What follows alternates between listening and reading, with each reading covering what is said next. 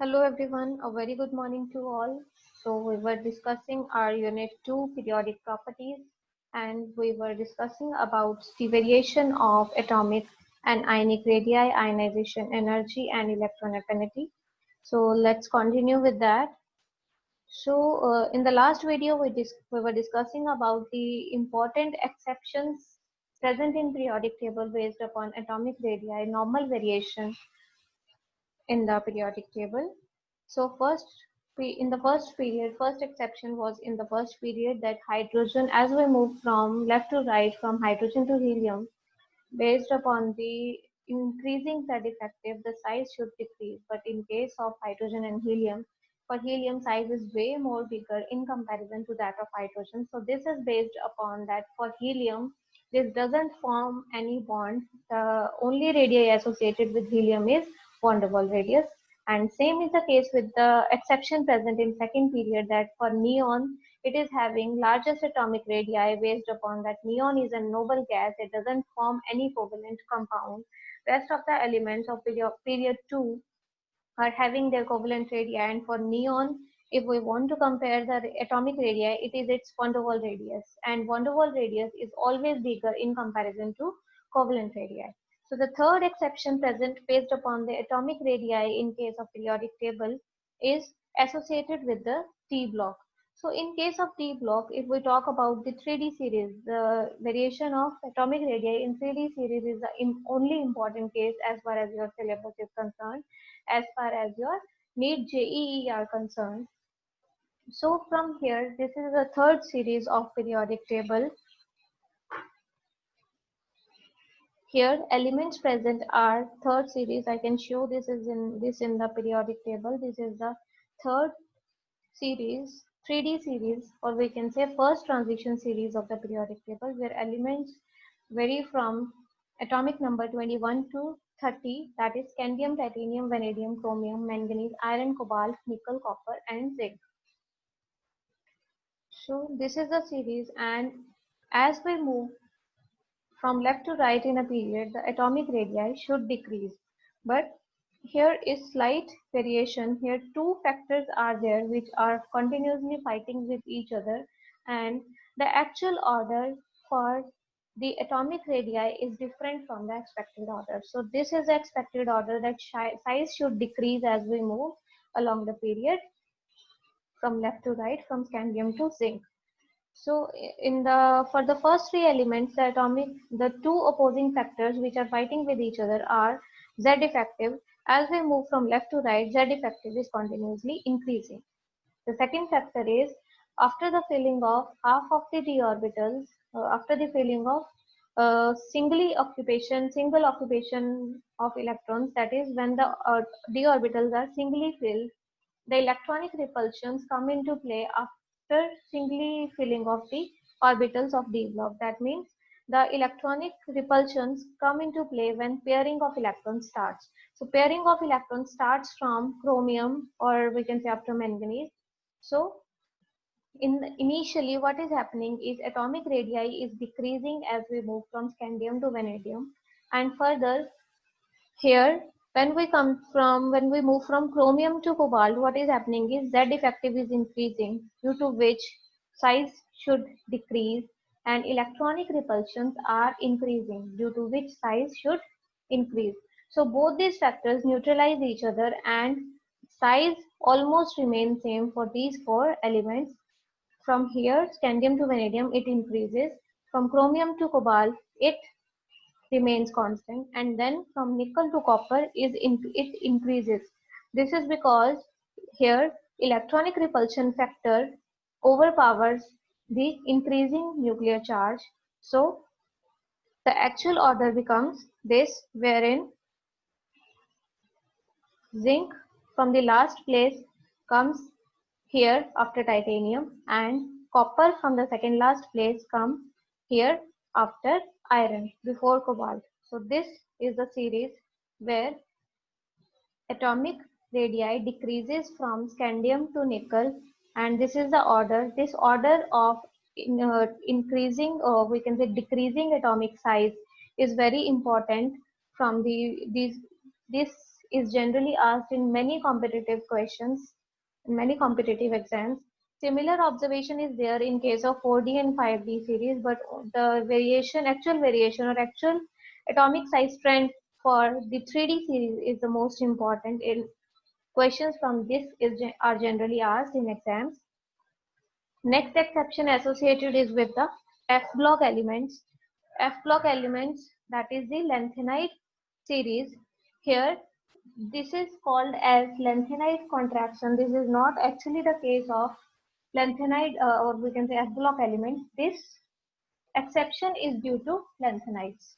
So what is the exception is when we move in a group from 3D series to 4D series, that is if we want to see it in the periodic table, this is the 3D series, this is 4D series, and this is 5D series, which belongs to the 6th period. So here, when we move from scandium to yttrium, the size is increasing because altogether introduction of new shell is there. So drastic increase in size is there. But after yttrium, when we move from group period 5 to period 6, that is yttrium to lanthanum, the increase in size for all the elements from the 4D series to 5D series is not much. The sizes of 4D series and 5D series elements are almost same. So this is due to, the reason for this is lanthanide contraction. What actually lanthanide contraction is? So lanthanide contraction is, as we can see, we have seen that in case of 5D series, here after lanthanum, there is introduction of 14 F block elements which are called as lanthanides. And due to the presence of those lanthanides, as screening of, as we have seen based upon the calculation of that effective and radial probability distribution curves, that F orbitals are very much diffused away from the nucleus. Screening offered by F block elements, screening offered by F electrons present in F orbitals is very poor. They have very poor screening, or they can screen the electrons present in the outer orbitals from the nucleus. They exhibit very poor screening. So due to that, the Z effective felt by the upcoming electrons in the 5D series is almost same as that of 4D. So here the effect of increasing size due to introduction of new shell as we move from 4D series to 5D series is neutralized by increasing effective nuclear charge due to poor screening of 4F electrons due to the presence of lanthanides. So that is why this effective is due to the presence of lanthanide. So that is why it is called as lanthanide contraction. So this is all about atomic radii and ionic radii and their variation in the periodic table. Next periodic property we have is ionization energy. So first of all, what ionization energy is, what it is all about. Ionization energy is also called as ionization potential. It gives the measure of ease with which an atom can lose an electron and get converted to the corresponding cation. Actual definition is amount of energy required to remove the most loosely held electron present in the valence shell of an isolated gaseous atom.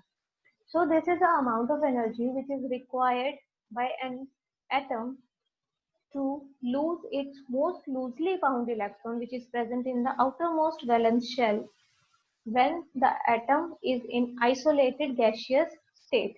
Why we have taken here as gaseous state? Because whenever the atom is in bonded state or in solid state, there are not many interactions are there with the surrounding atoms which will interfere in the ionization energy. So for proper measurement of ionization energy, what is the actual ionization energy, what is the actual energy required for the removal of electron from the atom, can only be measured in case of gaseous atom, as in case of gases the atoms are present at far distance and there is no interference of the surrounding atoms while measuring the ionization energy. So the units used are generally kilocalorie per mole, kilojoule per mole, or electron volt per atom for ionization energy. Let us see what factors are there which influences the value of ionization energy. So, what is the relation of atomic size with ionization energy? As we all know, if atomic size is bigger, what will happen is nuclear pull for the outermost electron from the nucleus is going to be less. So, if nuclear pull is less, that means ionization energy which is required to remove the most loosely bound electrons present in the outermost shell is going to be less. If size is bigger, then ionization energy is going to be less. That means ionization energy is inversely proportional to atomic size. Next is nuclear charge. More the nuclear charge, more is the nuclear pull. More is the nuclear pull means more ionization energy would be required for the removal of electron to overcome the nuclear pull. Next factor is screening effect. The outer electrons feel less nuclear pull if screening is more. If screening is more by the innerly lying orbital electrons, then electrons which is to be removed is going to feel less nuclear charge. So if screening by the inner electrons is more, then ionization energy is going to be less. That means screening effect of inner electrons is inversely proportional to the ionization energy. Next we have is penetration effect. The penetration effect we have already discussed in the atomic structure unit, that is penetration of this is based upon the shapes of these orbitals, that penetration of s orbital is bigger than p orbitals, then which is furthermore bigger than d orbitals, and the last is f orbitals, electrons present, that these orbitals are much more penetrated inside the nucleus in comparison to the other orbitals. This is based upon their shape. This is because these are spherically symmetrical, these are dumbbell shaped, these are double dumbbell shaped, and these are having complicated shapes. So this is the order for the penetration. Therefore, more the penetration, more is going to be the nuclear pull, and more is going to be the ionization energy required for the removal of outer electron. Next factor is electronic configuration. So what is the role of electronic configuration? As we have discussed in atomic structure part, where we have discussed the electronic configuration, that some of the electronic configurations are there with like fully filled and exactly half filled, which are associated with some extra stability. And if the electronic configuration is somewhat extra stable, then more the stability, more energy would be required to disrupt that stability. So based upon that, if electronic configuration is such that stability is more, then ionization energy required must be more in comparison to general case. So general variation in groups and periods for ionization energy is as in case of period left, as we move left to right, size is decreasing. So that means ionization energy is increasing, size is decreasing, Z effective is increasing. That means ionization energy should increase. And for the group, as we move from top to down, size is increasing due to introduction of new shell. Z effective is therefore decreasing, and ionization energy therefore should decrease. Next we have, this is a general trend in the case of for ionization energy in case of periods and groups. We'll discuss a lot many exceptions from this general rule. Next we have successive ionization energies. So what are successive ionization energies? The energy required to remove subsequent electrons. So the energy required to remove subsequent electrons from the atoms in gaseous state. That means if we have already removed one electron, and for that we have supplied ionization energy 1, and the species atom has been converted to M positive if we're talking about some species M, and successive ionization energies are ionization energy 2, 3, and so on, based upon if we want to remove some more electrons from the same ion. So if we are removing M positive electron from M positive now to get it converted to M2 positive, then this is its first successive ionization energy after the first ionization energy. So for successive ionization energy, there is one simple rule which is applicable to all the cases. There is no any exception for this rule, that successive ionization energies are always bigger in comparison to the first ionization energy. So this is a universally acceptable rule that ionization energy 3 is always bigger than ionization energy 2 is always bigger than ionization energy 1, and so on.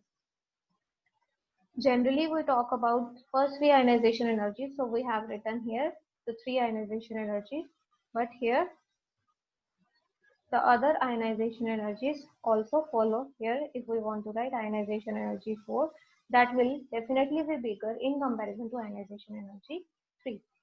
So some important, now we will discuss about some exceptions. So let's start with the first period. Here two elements are there, hydrogen and helium. From here we can see that as we have discussed based upon atomic radii, that size is increasing from hydrogen to helium based upon it is having covalent radii and it is having van der Waals radii. But ionization energy for helium is way more higher in comparison to hydrogen. Why this is so? This is because it is having fully filled stable configuration, and due to this stable configuration it is called as noble gas. So that is why ionization energy is higher for helium in comparison to hydrogen. Now we come to second period. For the second period, as we move from left to right, what is happening is size is decreasing. So that means expected trend is that ionization energy should increase, but size for neon is highest based upon its van der Waals radii. But as neon is a noble gas which is having fully filled electronic configuration, so its ionization energy is going to be highest in its group. It doesn't matter whether its size is bigger or smaller, but in its period it is going to have highest ionization energy. There are two more exceptions in case of second period, that are associated with beryllium and nitrogen. If we see the electronic configuration of beryllium, it is 1s2, 2s2. There are 4 electrons associated with beryllium. So it is having fully filled electronic configuration. It is having fully filled s orbitals, and for nitrogen it is having exactly half filled p subshell.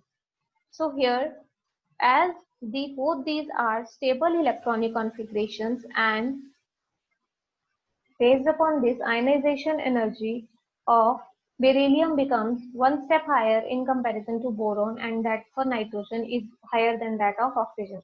So the actual trend for ionization energy becomes this, where beryllium takes the place of boron and nitrogen takes the place of oxygen, and neon is having the highest ionization energy. Same is the case with third period, where the members of third period are from atomic number 11 to atomic number 18. Argon is a noble gas, so it will be having highest electronic ionization energy based upon the fully filled subshell or fully filled shell. That is, its configuration is 1s2, 2s2, 2p6, 3s2, 3p6. Total of 18 electrons are there. So for here, for magnesium, 2s2 subshell is fully filled, and for phosphorus, here this is having exactly half filled p subshell. So that is why there is shift for ionization energy exchange between sulfur and phosphorus and magnesium and aluminium, similar to period 2. So this is all about periodic trends of first period, second period and third period for ionization energy, where we have discussed 3 exceptions, where one jump is there for beryllium and for nitrogen and magnesium and for phosphorus, and neon, argon and helium are having highest ionization energies in their periods. And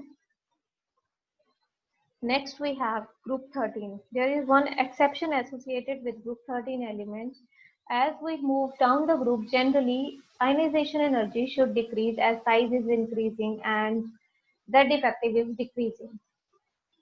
Z effective is also increasing, but effect of increasing size is much greater. So ionization energy in general decreases as we move down the group. But here what happens is thallium takes the place of aluminium and gallium takes the place after thallium. This is an exception associated with group 13, that thallium jumps to the second place and gallium and aluminium then shifts to the fourth place instead of the third place. That is, gallium also comes before aluminium. That is, ionization energy of gallium is greater than that of aluminium.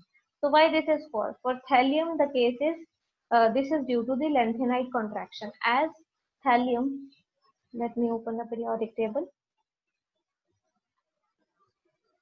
So this is group 13. Thallium is coming after the lanthanide series. So here what has happened for the case of thallium, that lanthanide contraction has just taken place and size has decreased due to that, and that is why ionization energy has increased and taken the second place in the group. And for the case of gallium, what has happened is transition contraction is there, as screening for the F subshell is very less in comparison to D subshell, but D subshell screening is also poor in comparison to S and P. So that is why gallium, for the exception for gallium has appeared due to the transition contraction, and for the thallium it has been observed due to lanthanide contraction. So the actual order becomes this: boron, thallium, gallium, aluminium, and indium. So this is very important trend which can be asked in exams, that why the trend is so, and why give the reason for the associated trend, or you can be asked simply about the ionization energy variation of group 13. Next we have group 14. In case of group 14, there is just one exception, that lead takes the position of tin due to lanthanide contraction associated, which is also associated with group 13. But in case of group 13, thallium took the place of aluminium, that's the second place. But here just one jump is there, from just tin and lead have replaced their positions in case of group 14. So these are the cases, these are the observations which have been explained based upon the available facts, but the trends you will have to memorize. This is inorganic chemistry. In case of inorganic chemistry, there is uh, firstly the observations come, and then we explain those observations based upon the known facts, and the observations which are there are based upon the experimental results. So these observations we are to memorize. There is no other way for this. These are just to be memorized. Now we'll discuss some questions based upon the ionization energy. So here these are the 4 electronic configurations. Here the question is, which electronic configuration has the highest ionization energy 1 and ionization energy 2? Firstly, we'll see for ionization energy 1. So these are so here A is 1s2 2s2, which is beryllium. Boron, B is 1s2 2s2 2p6 3s1, that means it is sodium, which is 11 electrons. Here C is having 8 electrons, that means it is oxygen, and D is nitrogen with 7 electrons. So here we are to find out which is having highest ionization energy. So ionization energy these are all the members of second period, and this is member of the third period. So after having look at the electronic configuration, if we want to remove electron, the electron removal is going to be difficult from nitrogen, which is having exactly half filled p subshell. Here let me show you period or period 2. So this was the actual trend. So nitrogen is having highest ionization energy in comparison to all the others. So first ionization energy is going to be highest for nitrogen. Then we come to second ionization energy. For the case of second ionization energy, these all species have lost 1 electron already. So electronic configuration here is 2s1, here is 2p6, 3s shell is already gone. Next is 2p3, here it is 2p2. Here it has got the configuration similar to nitrogen, and it has got the configuration similar to neon. So now neon, as it is a noble gas, so it is going to have the highest ionization energy. So answer to the second question is B, which is having extra stability due to fully filled electronic configuration, fully filled subshells. Next, we have to compare the first and second ionizations energies of nitrogen and oxygen, and second is chromium and manganese. So nitrogen is having the outer electronic configuration of 2p3 with total of 7 electrons, and oxygen is having electronic configuration of 2p4 with 8 electrons. So for the ionization energy 1, this is the initial outer electronic configuration. So for ionization energy 1, here this is fully exactly half filled p subshell, it is more than half filled. So easier removal would be from here, as this is exactly half filled, so ionization energy 1 would be greater for nitrogen, and ionization energy 2 is going to be greater for oxygen, because now this is exactly half filled in comparison to this. So here we have chromium and manganese. These are the electronic configurations for chromium and manganese. Chromium is having exceptional electronic configuration of 4s1 and 3d5 due to comparable energies of these two, and driving force is exactly half filled configuration, that is 3d5. Manganese is having 2 electrons in 4s, and chromium is having just 1 electron. So first ionization energy is going to be higher for manganese, because here effective nuclear charge is more in comparison to chromium, as here Z is greater, it is having atomic number 25 and it is having atomic number 24, and here electrons, these are the member of same period, their electrons are getting added to the same shell. So due to that, manganese is having first ionization energy higher, and for the case of second ionization energy, here the second electron is to be removed from 3d5, and here second electron is to be removed from 4s1. So here we'll have to disrupt the exactly half filled electronic configuration. So second ionization energy is going to be higher for chromium in comparison to manganese. In the next question, we have to compare the ionization energies of nitrogen and nitrogen positive cation. So here let us write the electronic configuration. This is the outer electronic configuration of nitrogen, that is 2p3. For N positive it is 2p2. Now based upon the electronic configuration, we can see that this is exactly half filled and this is less than half filled. So it is easier to disrupt the less than half filled electronic configuration. So we'll say that ionization energy is lesser for N positive. But in actual, this ionization energy is highest. This is based upon the universal rule that successive ionization energy, whatever be the case, is always bigger than the first ionization energy. Here, this is ionization energy 2 for the nitrogen. So, successive ionization energies for the same element, same atoms, are always higher in comparison to the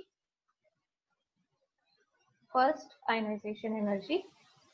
So, this is to be remembered. This is nothing based upon the electronic configuration. If you are asked about the comparison, if your comparison is between the successive ionization energies, then higher ionization energies are always higher valued than the lower ionization energies.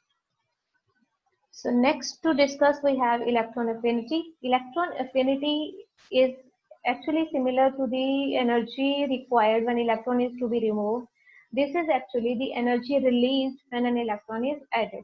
So whenever an electron is added to an isolated gaseous atom, energy is released, and that energy is called as electron affinity. Gaseous, for taking the gaseous atom in the definition, the reason is same, that there are no interactions, and so at that time energy can be calculated without any error. So whenever we add some electron to the outermost shell of the isolated gaseous atom, energy is released.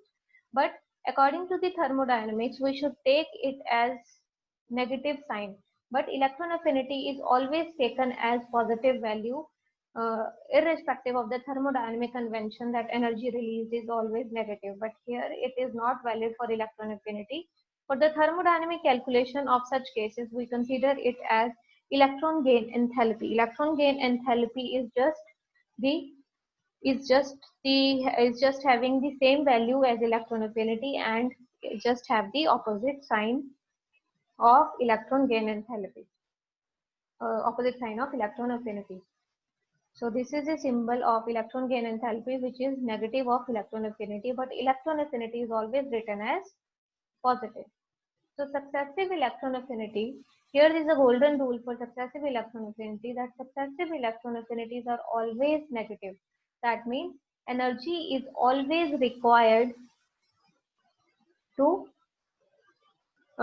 add an extra electron to an already negatively charged anion. So to add an extra electron to already negatively charged anion, energy is always required. So sum of successive, or we can say sum of electron affinities, is always negative. This is based upon the fact that successive electron affinities are always negative and higher valued than the first electron affinity. So this sum is always less than 0 based upon the sign convention of electron affinity, which is always first electron affinity is always positive, is always taken as positive, and successive are always negative and higher valued than the first electron affinities. So here is a question that for nitrogen, we want to convert it to N3 negative anion. So it will have to gain 3 electrons. So for this reaction, what is going to be the case for electron affinity? A, it is going to be positive. B, it is going to be 0. C, it is going to be negative. D, it is going to depend upon the temperature. So the right answer is C, that it is going to be always negative, as here this is the sum of first 3 electron affinities for nitrogen. The opposite sign convention of electron affinity in comparison to the thermodynamics should be always kept in mind. Now let us discuss the factors which affect the atomic size, which affect the electron affinity are atomic size. So here we want to add some electron. We're talking about the first electron affinity. So smaller the size, easier would be the thing to add electrons. So if more energy would be released. So that means electron affinity is inversely proportional to atomic size. Electron affinity is directly proportional to nuclear charge. As more the nuclear charge, easier would be the case to add electron and more would be the electron affinity. Electronic configuration. So it is always difficult to add electrons to stable or fully filled electronic configuration. So in those cases, electron affinities are going to be very less or almost 0. So in general, periodic trends for electron affinity are, as we move from left to right, nuclear charge is increasing, atomic size is decreasing. So that means electron affinity should increase. And from top to bottom, nuclear charge is decreasing. When we talk about group, atomic size is increasing and electron affinity should decrease. This trend is similar to that of ionization energy. Same is the trend for ionization energy and same is the trend for electron affinity. Let us see some exceptions. If we talk about second period, as we move along the period, electron affinity should increase as the size is decreasing. But here the three cases are there. This is having fully filled electronic configuration for neon. So it must have almost 0 electron affinity. So it should come in the start. It is having exactly half filled electronic configuration. It will take the second place. And beryllium is having fully filled 2s subshell. So it will take the third place. Rest of the order will remain same. And except for that, one more exception is there here. After the addition of one electron in lithium and boron, what is happening is when we add one electron in lithium, what will happen is it will attain the configuration equal to beryllium. So this is the driving force for lithium, that it releases extra energy to attain extra stability. in comparison to boron. So electron affinity becomes greater in case of lithium than boron. So this is one more exception. So this was the expected actual, and I call it actual. So here the third exception is there, which is in between lithium and boron. Next we have some variation in case of groups. So this variation is present in case of group 14, 15, 16 and 17. In case of these groups, what is happening is as we move down the group, what is happening to electron affinity is that it should decrease as size is increasing, and lesser energy would be released with increasing size when electron is added. But in case of the actual order should be, it should decrease, and carbon, nitrogen and oxygen and fluorine should have maximum electron affinities in their respective groups. But this is not the case. Actually these elements, in case of these elements, due to their small size, inter-electronic repulsions come into play, and smaller size atoms take the second place, and the second member of these groups are associated with highest electron affinities based upon the inter-electronic repulsion, is the reason that these elements take the second place. So here the order becomes carbon takes the second place and rest of the order becomes same. Same is the case with 15 group, same is the case with 17 group. But in case of 16th group, this is called an exceptional exception, that oxygen comes to the last place for electron affinity values based upon the inter-electronic repulsions. The reason is same, but here the trend is different, that oxygen takes the last place. So this is very important question which is asked in this trend is very important, which is generally asked in exams, that what is the reason? The reason is same, that reason is inter-electronic repulsions are way more greater in case of oxygen in comparison to the other members of the same group. Next is, if we want to, sometimes it is asked to compare two different groups. Generally the comparison is asked in between the group 16 and group 17. So these are the elements and you are to arrange them in the electron affinity increasing order. So now you can, based upon the discussion we have done so far, you can arrange the elements based upon the increasing or decreasing electron affinity belonging to the, for the elements for belonging to same group or same period. But if the elements belong to two different groups, and that specifically to group 16 and group 17, so there is a golden rule for these two groups, that group 17 are having, or always all the members of group 17 are having higher values of electron affinity in comparison to that of group 16. So in case of group 17, chlorine is having higher value than iodine, and in case of group 16, sulfur is having higher value than that of oxygen. So now based upon this rule, group 17 is going to have higher electron affinity. So this becomes a trend. This trend is also very important. This question has been asked in many competitive exams so far, and this is important for the examination point of view also. So next periodic property is electronegativity, which we'll be discussing in the next video. That is it for this video. So these are all the things we have discussed here for ionization energy, for atomic radii, and for electron affinities. Apart from this, you are not required to study anything else as far as your syllabus is concerned. I have discussed each and every case in very much detail.